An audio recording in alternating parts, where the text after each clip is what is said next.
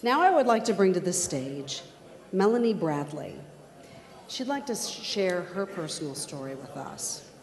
Melanie is the sister of Gala Chair Amy Lewis. Melanie?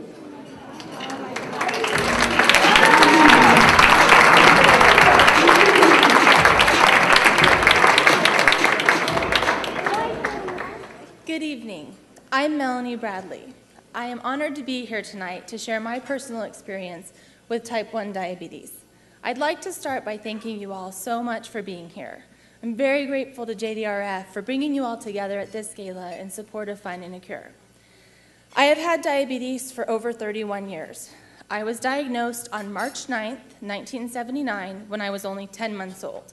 And as you've seen from the videos tonight with Savannah and Cameron's stories, a diagnosis of diabetes is devastating. After my diagnosis and hospital stay, my parents still could not bring themselves to believe that I was going to have type 1 diabetes for the rest of my life. My mom only bought one package of syringes from the pharmacy because she just couldn't believe it. Looking back, I can't believe what we made do with. My mom and dad used to test my blood sugar levels by pressing a urine test strip into my diapers. It was horribly inaccurate. To stay alive, I used purified insulin made from the pancreases of pigs and cows. This was before DNA technology made it possible to create artificial human insulin, which I can say is much, much more effective. I have experienced many changes in the management of my diabetes over the last 30 years, thanks to improvements in technology funded by research innovators like our honorees and JDRF. Although investment in research has definitely improved my quality of life, my body still does not function like a normal person. There's a learning curve to applying any new technology to the system that your body depends upon. When I first began counting my carbohydrates, I struggled with low blood sugars in the middle of the night and in the early mornings. This is especially complicated and dangerous because I can't feel them coming on, and before I was married, there was nobody there to see the warning signs. One memorable incident began with my devoted mom calling me in the morning like she did every day to make sure that I woke up. When she didn't get an answer, she immediately knew that something was wrong. Now at this point, I lived in Texas and she lived in New Mexico, so she couldn't just run over to check and make sure that I was okay. She managed to get in touch with the 911 operator, and they transferred the call to a local dispatch in San Antonio. The first thing I remember about this morning is waking up to about 12 firemen, and I'm standing in my living room. It wouldn't have been half bad, but I hadn't really given much thought to what I'd worn to bed the night before. My family still refers to this as my naked fireman breakfast.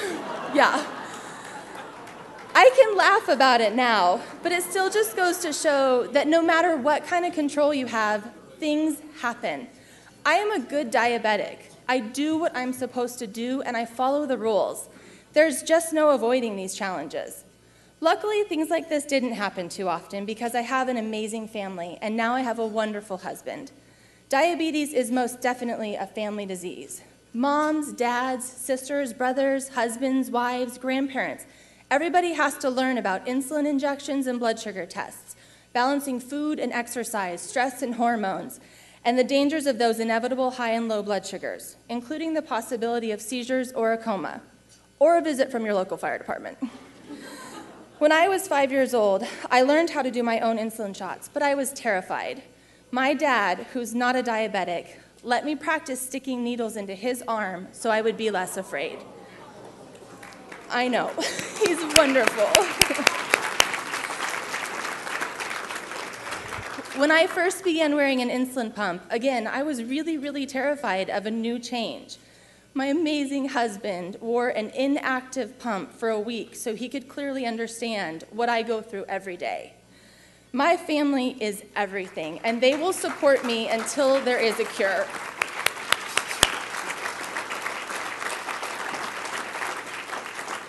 These days, it is especially important that I keep my blood sugar under really tight control because I'm 5 months pregnant. Yay! It's a girl! And uncontrolled blood sugars can have very negative effects on my growing baby. I will have a healthy baby, So I am vigilant, testing my blood sugar 15 to 20 times a day. Yeah, it can be a lot.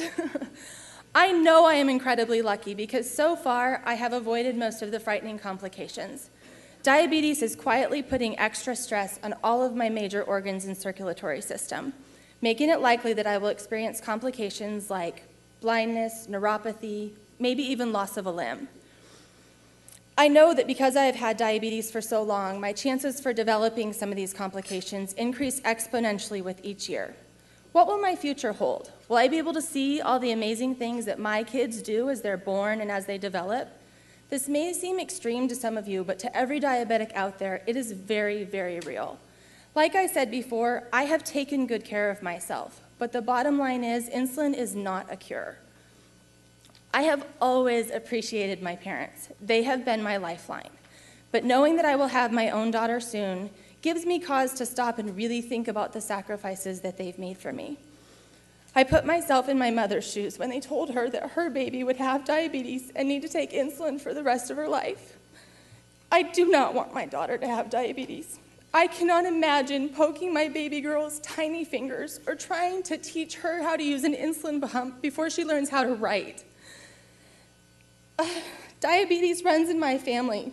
I know I am taking this risk by having this baby. My sister will take this same risk when she has children. Some people might ask why we would take such a risk. For me, the answer is simple. I have hope. I have hope that I will raise my daughter in a world where diabetes is a thing of the past. This hope comes from JDRF and people like all of you who are here because diabetes has touched your lives in someone that you love. Again, thank you all so much for being here, and thank you for helping us find a cure.